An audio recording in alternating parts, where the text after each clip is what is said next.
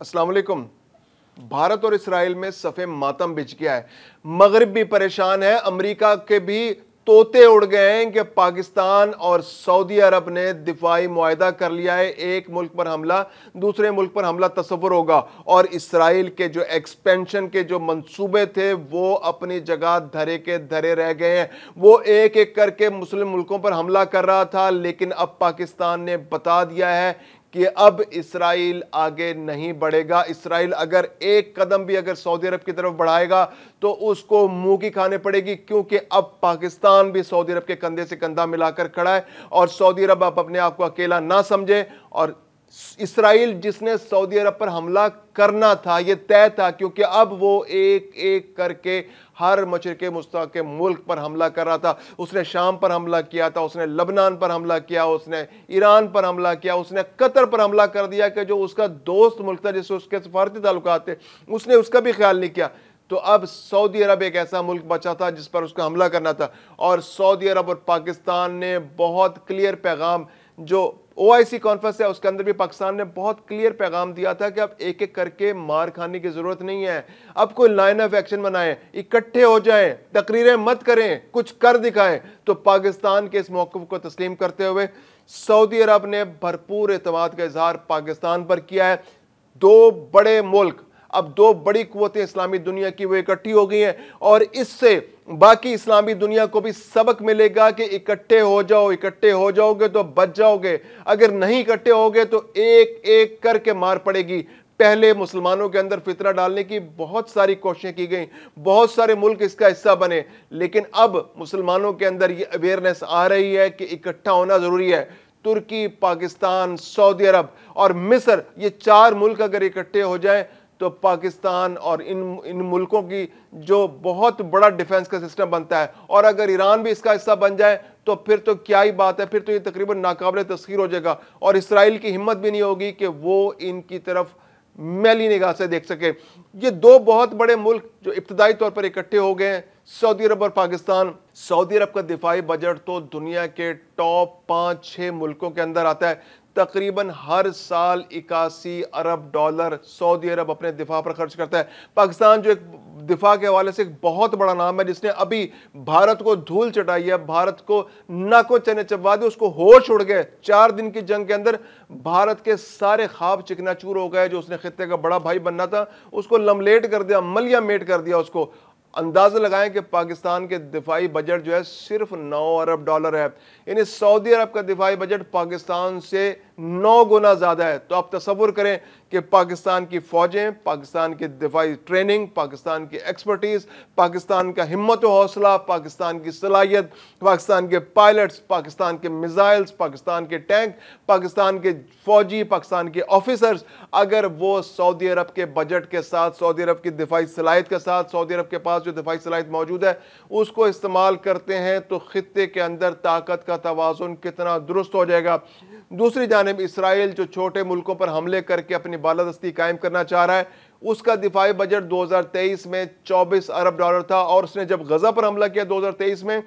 तो 2024 में उसने अपना दिफाई बजट बढ़ाकर 46 अरब डॉलर कर लिया, यानी कि तकरीबन दुगना कर दिया। अब अगरचे उसने अपना बजट जो है 30 अरब डॉलर पे लिया है, लेकिन ये इस खित्ते के लिए बहुत बड़ा खतरा है, क्योंकि उसके पीछे अमेरिका, यूरोप की पूरी पूरी फौजें खड़ी हैं।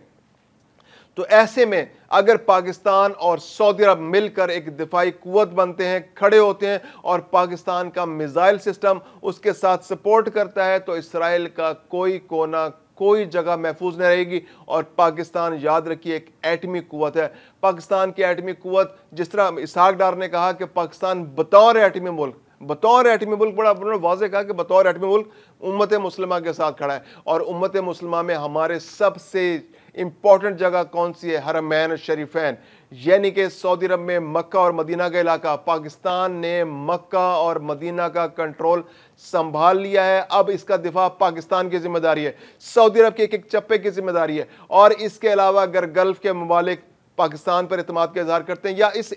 اتحاد کی جانب قدم بڑھاتے ہیں تو گلف کا پورا خطہ اور مشرق وسطیٰ کا پورا خطہ ایک مٹھی کی طرح اکٹھا ہو سکتا ہے۔ تو پاکستان کا یہ جو قدم ہے کہ ہم نے سعودی عرب کے ساتھ ایک دفاعی معاہدہ کیا، یہ بہت امپورٹنٹ اسٹریٹجک فیصلہ ہے، جس سے امریکہ کی بھی آنکھیں کھل گئی۔ امریکہ جو ہے بہت بڑی بڑی ڈینگیں مار رہا تھا، بہت خطے کے اندر خرابی کر رہا تھا اور اسرائیل کے ساتھ خرابی کر رہا تھا مل کے۔ اب اس کو بھی سوچنا پڑے گا کہ اگر اب اس نے کوئی شرارت کی، سعودی عرب کے ساتھ خاص طور پہ کوئی شرارت کی، تو اسرائیل کو منہ کی کھانی پڑے گی، کیونکہ اسرائیل سے سعودی عرب بہت قریب ہے، بہت قریب ہے۔ اسرائیل سعودی عرب سے چلنے والا میزائل چند منٹوں میں، ایران سے تو جو میزائل چلتا تھا اور گرتا تھا اسرائیل میں جا کے، اس کو کم از کم آدھا گھنٹہ لگتا تھا پہنچنے میں۔ تو اسرائیل کو تو پتہ بھی نہیں چلے گا اگر اسرائیل سعودی عرب سے چلتا ہے، اور اگر 100 کلومیٹر رینج کا، 200 کلومیٹر رینج کا، 300 کلومیٹر رینج کا بھی کوئی میزائل چلتا ہے، تو وہ کتنی جلدی اسرائیل میں پہنچ جائے گا۔ اسرائیل کو تو آنکھیں کھولنے کا موقع بھی نہیں ملے گا۔ بیلسٹک میزائل، بر اعظمی میزائل، پاکستان کے پاس پوری رینج موجود ہے۔ شاہین 1 2 3، ابابیل میزائل، اس کے علاوہ پاکستان کا جو الفتح میزائل ہے، النصر میزائل ہے، پاکستان کی ایٹمی ٹیکنالوجی ہے۔ تو یہ جو اتحاد ہے یہ بہت امپورٹنٹ اتحاد ہے، یہ خطے کے لیے میسیج ہے، یہ اسرائیل کے لیے میسیج ہے، یہ یورپ کے لیے میسیج ہے، یہ امریکہ کے لیے میسیج ہے، کیونکہ امریکہ اور یورپ مل کر خطے کے اندر طاقت کے توازن کو برباد کرنے کے لیے مسلسل کوششیں کر رہے ہیں۔ انہوں نے غیر مشروط طور پر اسرائیل کو اپنی سپورٹ دے رکھی ہے۔ اقوام متحدہ بھی جو ہے صرف اپیلیں کرنے تک محدود، اور وہ اسرائیل پر کوئی پابندیاں نہیں لگا رہا۔ تو اس بار بڑا کلیئر میسیج ہے، اور انڈیا کے لیے بڑا کلیئر میسیج ہے اس کے اندر، کہ اگر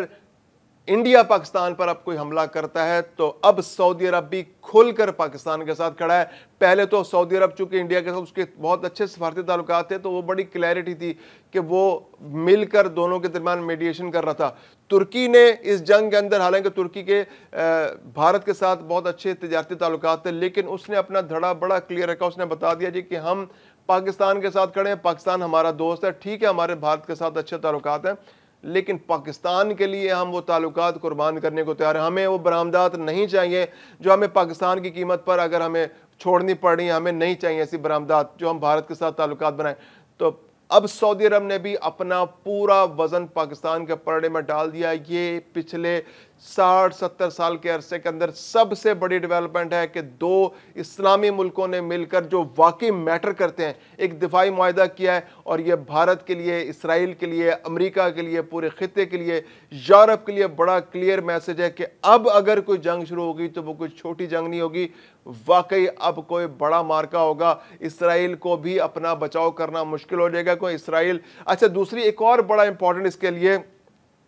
کہ جو سعودی عرب ہے، سعودی عرب کے اندر جو سارا ڈیفنس سسٹم ہے اس کا وہ امریکن بیسڈ ہے۔ تو پاکستان، اور اگر اسرائیل پر سعودی عرب حملہ کرتا ہے یا اسرائیل سعودی عرب پر حملہ کرتا ہے، تو جس طرح قطر کے اندر صورتحال پیدا ہوئی کہ اسرائیل جو ہے اپنا اسرائیل کے خلاف سعودی عرب اپنا اسلحہ استعمال نہیں کر سکے گا، کیونکہ امریکہ جب اپنا اسلحہ دیتا ہے کسی ملک کو تو وہ ساتھ میں ڈونٹس اور ڈوز اینڈ ڈونٹس بھی بتاتا ہے کہ آپ اس کے خلاف یہ اسلحہ استعمال کر سکتے ہیں، اس کے خلاف نہیں کر سکتے، اور وہ پھر اس کے علاوہ اس کو اسٹریٹجکلی بھی، اس کے علاوہ وہ ٹیکنیکل لیول پہ بھی اور وہ انٹیلیجنس کے لیول پہ بھی انشور کرتا ہے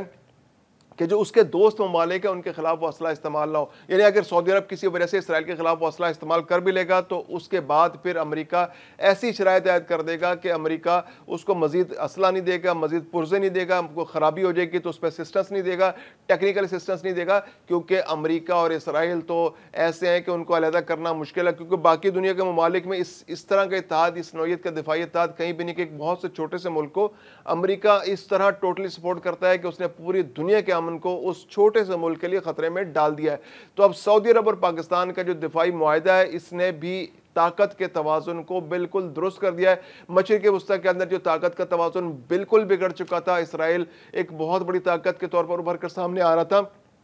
اور اس کا اگلا ٹارگٹ یقینی طور پر سعودی عرب تھا، کیونکہ شام پر وہ حملہ کر چکا ہے، وہ لبنان پر حملہ کر چکا ہے، وہ اردن کو بالکل زیر دست کر چکا ہے، ایران کو اس نے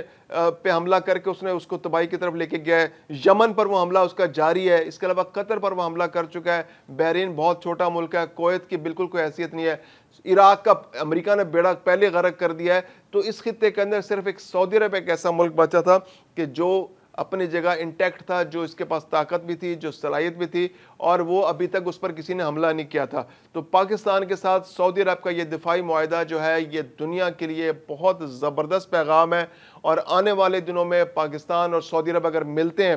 تو چائنا کے لیے بھی رستہ کھلے گا کہ وہ ریپلیس کر سکتا ہے امریکی ٹیکنالوجی کو، کیونکہ دفاع کے لیے